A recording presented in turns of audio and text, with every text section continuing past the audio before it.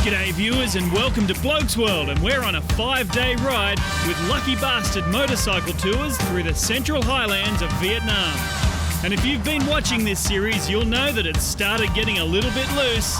This episode is no exception. Blokesworld! Blokesworld!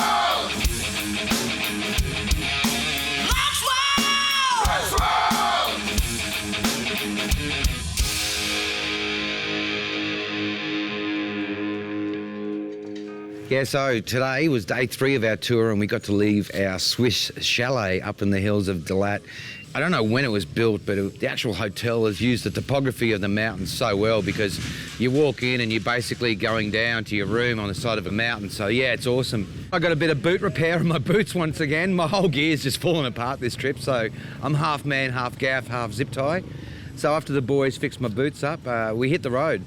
And the great thing about today is we got a brand new guide. His name's Ocean. Hello. Ocean, my name is Ocean 11. All right. Yeah, good lucky to meet bastard you. motorcycle tour guide today. They head into Lac Lake today, so 165 kilometers. They see up and down to the mountain road. Đây là Tân Bình hẻm 68 Bùi Thị Xuân, là khu nuôi địa điểm quán nhậu và đủ loại thành phần. Khu này theo đạo Thiên Chúa nên dân không có thờ đại ca, nhưng nếu mày gây chuyện trong tay tao thách mày mò được đường ra. Bước ra ngoài hẻm vì biết nhìn trước nhìn sau, vì đây là khu ăn nhậu nên thường có vật lạ bay vô đầu. Già trẻ lớn bé khu này vai vế bằng nhau, nhưng cứ mở miệng solo cô thì coi chừng đầu đổ máu. Yeah, got on the bikes and started heading out of town. So there's a bit of traffic when we first started off. Nice and easy though, wasn't nothing too crazy.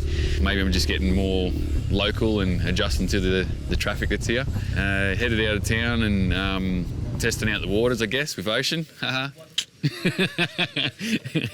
So we're testing out the waters with Ocean, and yeah, he was on it. Like if there was a truck that we were going to overtake, he'd overtake it and he's just having his thumbs up the whole way until there's a car or something coming behind it. So then we knew that basically it was safe to pass. So that was a really cool thing. So yeah, we followed him out of town. We would have probably got about 5 minutes out of town until he pulled over on this nice little ledge where we got some great shots. Props got his drone out, our Vietnamese pilot. He's a great kid, this guy. Yeah, he just flew it out there. We all hung on the side of the cliff, and while we were doing that, our brand new guide Ocean was busting out some rap songs. You know what I say? You know what I mean? Everybody call me Ocean! Ocean! Ocean! Ocean! He had a full repertoire, and we're only like 10 minutes into meeting the dude, and he's already like, should be on Vietnam The Voice. He's an absolute champion, this guy. So yeah, once we did that, we loaded up and made our way down the hills because the Dalat is up in the mountains.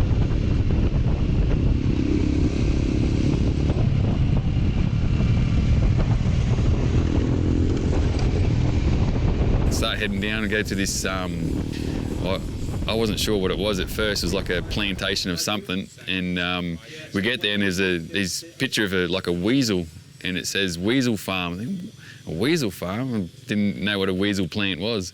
Anyway, you go up there and Ado orders this coffee, and camera 3 goes, oh, come and check this out. So we go downstairs, and downstairs they got these, it's basically like a cage, and it's elevated off the ground with like just cage work. So whatever they're gonna crap goes through the cage and onto the ground, and then the workers pick up the crap from the ground, and I wasn't sure what they'd done with it. It just seemed like a really odd setup to have a cage that was elevated off the ground. Basically, they let these weasels out into the coffee fields. They eat all the coffee pods. They pass through their system. They crap them out. Then they wash the number 2s, grind them up, and you're basically eating secondhand coffee. Basically, Ado's just drinking shit. Well, in his quest to eat pretty much everything in this whole country, Ado is about to eat some coffee that's been distilled out of the butt of a weasel. Let's see how this goes. I'm telling you, by the time this tour is over, Jim Jar Jar, there will not be one animal in this country I've either haven't eaten or drunk. Here we go. You've talked about the processing and how this happens, this tea, this coffee. Here we go. This is weasel. This is weasel cherry.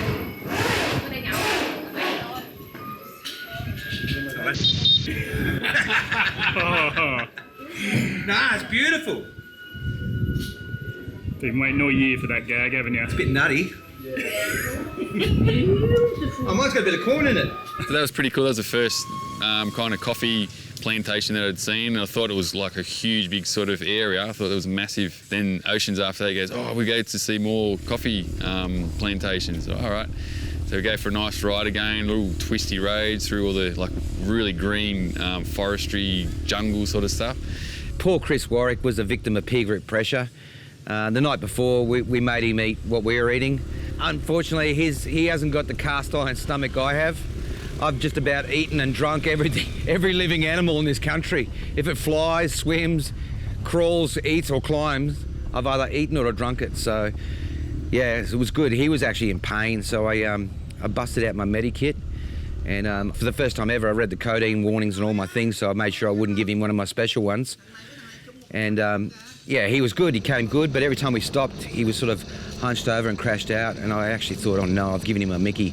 And I didn't know what he was giving me. He could have been giving me, you know, anything to make good TV, you know, make me fall off, make me fall asleep, you know, you've got to be careful. So I was like reading the packet, making sure it was, yeah, not going to knock me out, and so being a bit quiet, sort of head down in the bars, and I was just sort of following Ocean, and that was about it really. And then we come up to these hills through the back of these people's villages, like going back streets and behind their houses and stuff like that, on these really smooth roads. Like concrete slabs that are all joined together, so it's great, you know. And if you could imagine if you were back at home and you had a whole bunch of Vietnamese tourists riding through your backyard on dirt bikes, you'd be running out going, oi! But here they're running out and waving to you going, hey, how you going? It's got a really great friendly vibe. So we made our way through these little villages. And all of a sudden we see like on a crest of a hill, was like down like either side like that. And it was like, I was just like this, just couldn't see just over the top of the trees. And then all of a sudden it just opened up. It was like the scene out of The Lion King where it's just like, Simba, this is your land. And it just goes out like that. And it's just all coffee trees just everywhere, this big valley, like as steep as it can go and up the other side. And it was just, yeah, it was unbelievable. I can't believe how they can grow so much plantation on the side of hills like that, and that went for ages. It was just in there. The other thing that I noticed too is as soon as that happened, as soon as we started coming down this hill and all this coffee plantation, I guess it's maybe because I don't drink coffee, but I could just smell the aroma of the coffee. It was really, really something that I don't think I'll forget. Don't go away, because we'll be back with more Blokesworld in Vietnam after the break. Welcome back to Blokesworld, and we're having quite the adventure with Lucky Bastard Motorcycle Tours in Vietnam. It's day 3 of our 5-day ride. Day 1 was down the coast from the tourist city of Nha Trang to the small town of Phan Rang. Next, we headed up into the hills to the town of Dalat, where we stayed in a weird French castle and held the first ever Blokesworld fiberglass pedal swan drags. And on day 3, we're heading further into the highlands to a place called Lac Lake. So far today, our new guide, Ocean, launched his rap career on Australian television. Chris Warwick's as high as a kite on medication, Ado drank a cup of hot weasel and Brownie, well, he's just loving every minute of it.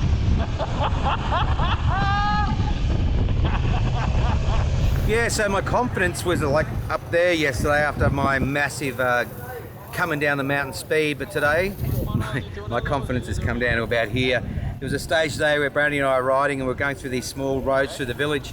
And I could see this massive truck coming at us, and I said to Brownie, pull over. So we both pulled over, and as we did, 2 90-year-olds on a scooter just blew past us and it completely embarrassed us.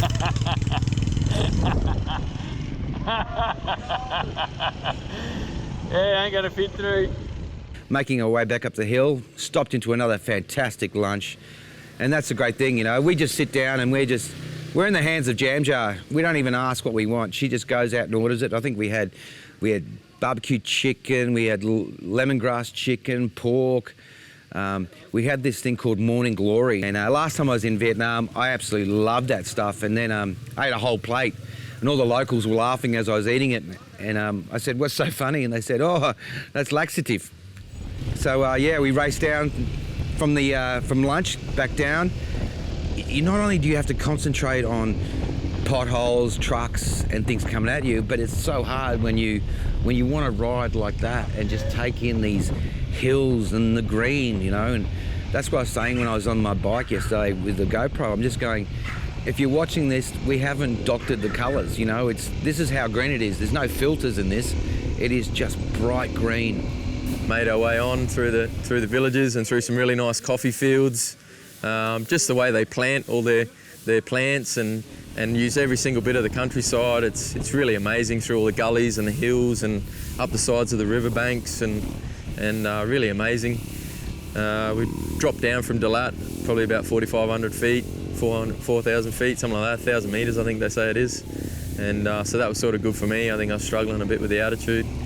And yeah, we sort of making our way down the big hill, big mountain, and the rain started. Yeah, good sis, it's starting to rain. We got big old fat rain. We got rain that came in sideways. Hell, we even had rain that came up to us. And, you know, when it rains in Vietnam, it rains, you know. The raindrops are the size of 50-cent pieces. So we pulled into, I guess, what you'd call a Vietnamese 7-Eleven, this little shack. And then our guide, Ocean, busted out these ponchos. But he didn't call him a poncho. He looked at Brownie and he's like, elephant's condom. So we put on these rain jackets and then made our way down the rain. And tell you what, once those potholes fill up with water, you're really playing roulette, you know. We're talking a couple of centimetres or a foot, because your front tyre can go away from you a couple of times. But once it got a bit wet, then it got a bit fun. So we made our way down. It only rained for about 45 minutes in total. Another part when it was raining, Ado comes up to me and he had the chest cam on. He's going, "Hey Brownie," says to me, "Can you see a red light?" And the red light is like this bloody big, and we're cruising along this road. I'm going, "Christ, I can't see that." And he goes, "Just have a look." I went, "Oh yeah," and just as I turn around like this, and I've gone off the side of the road and all out sideways like this. Yeah, the red light flashed. Whoa!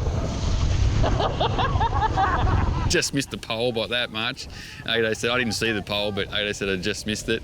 And then, yeah, got myself back together, come back on the road, and it was just one of those bro moments where you kind of look at each other and went, whoa, that could have ended any kind of way then.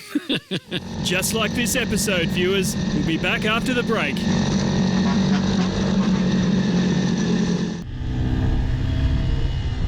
And welcome back to Blokesworld, viewers. You're now riding with Ado.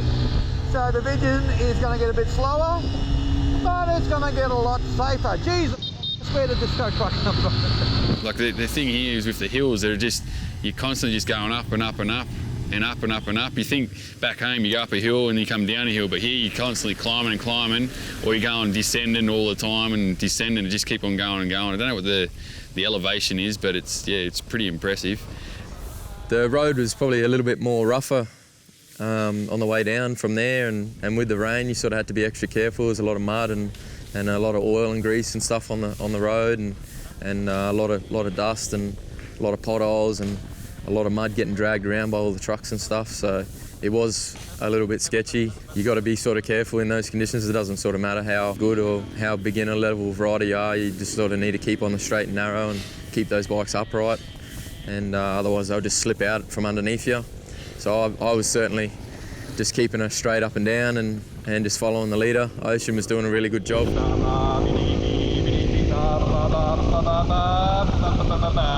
We got our way down to this bridge, and it was amazing because underneath the bridge on both sides were these floating houses, and they basically little sheds that are floating on the river underneath 44-gallon blue drums that they fill up, obviously with air to make them float. Some good English, some good physics right there. So the houses are floating, but next to them you see these little pens.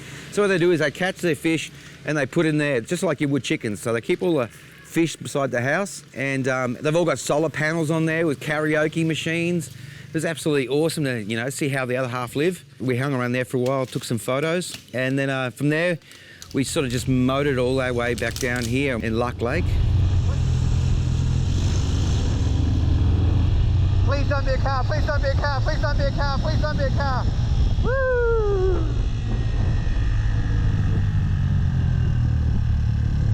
I believe I can fly. Woo! Great thing about this country, you go past people singing and they'll give you some backup vocals. So we start heading into Luck Lake. and basically coming through a village, and all of a sudden you just turn this corner and then here's this lake, a huge big lake. They got their long cut-out canoes, I don't know what they call them, basically huge big timber trees or logs, and they're just all hand-carved, like the whole things are hand-carved.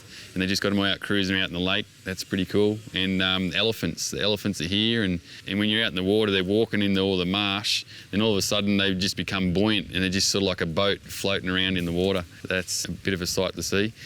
It's one of the few saving things for the elephants now. They were working elephants. They were taken from the wild. They say there are still wild elephants out in whatever jungles remain, but the elephants were part of the work in gathering timber. They were used for some other military purposes as well. But once the elephants are tamed, you can't send them back. And these people, they don't have enough money to have a pet elephant. There is no zoo to put them in. There's no rehabilitation camp. They become part of the daily life of the people. And so buying rides, buying bananas, buying sugarcane, it's part of what now keeps the current group of elephants and their workers going. You know, the word serenity doesn't even give it justice because it is just so quiet, peaceful, you know. Well, that's what we thought anyway, but as you'll see after the break, once the sun went down, Lack Lake basically became the opposite of peaceful. See you after this. That's right, Camera 3, we're about to go to commercial break. But before we do, we've got an awesome 4-pack of these hot sauces from our great sponsor at Chili Mojo to give away to one lucky Blokesworld viewer. And this week, that viewer is Carl Holding from Naningi in Queensland. Congratulations, mate. We're going to send you out these sauces. And if you're wondering how do you enter our competitions, well, that's easy. You just go and buy something on blokesworld.com, like one of our new t-shirts. Check it out. And then you go in a draw to win some prizes. See you after these messages. I'd say, you know, the most dangerous thing we've had on this tour so far is the stairs to our bedroom. You know, it's pretty gnarly. All right, so what are we eating tonight? Snake? Eagle? Big surprise for you. Oh, awesome, awesome. When people come on bike tours here, they basically, you normally eat at the hotel. But with Jam Jar, she took us out to this like barbecue. I don't want to say a Korean barbecue because that's what Australians think, you know, when they put a barbecue in a hot pot at your table. Yeah, sitting around, and then all of a sudden I look over my shoulder and here's this chicken like wandering through the restaurant, and I'm thinking, check this out, it's a chicken in the restaurant. Guess we're not all happy about dinner tonight, are we? And you can tell a lot about a restaurant by their menu. Check this thing out. It's about to turn into powder. They made this in 1973. Since I've come here, I don't think I've actually asked anyone besides JJ if I can have something to eat or drink. She's like, what do you want? And I said, she goes, you have chicken, this is good for you. And I was like, okay. So she just knows exactly what you want to eat, and she orders it, and before you know, you sit down, and then the food's out in front of you within 5 to 10 minutes. All right, Ocean, what have we got going on here? Yeah, we have a bit pork. Pork going on the barbecue. Once again, Yummy.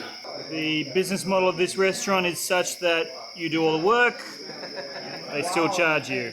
At the end of the table, they've got all the meats on there, cooking the pork and the chicken, and in the middle of the table was this big like hot pot, and I don't know what was going. There was a lot of things that were going in it, and I'm not quite sure what it was, but yeah, that was just the smells and that come off it was pretty good. Man, we have just smashed about a carton of beer, 2 lots of beef, 1 lot of chicken, 1 lot of beef. We've had this crab soup. We've had 3 plates of rice. We've had 5 cans of Coke. And the total cost of everything was $30.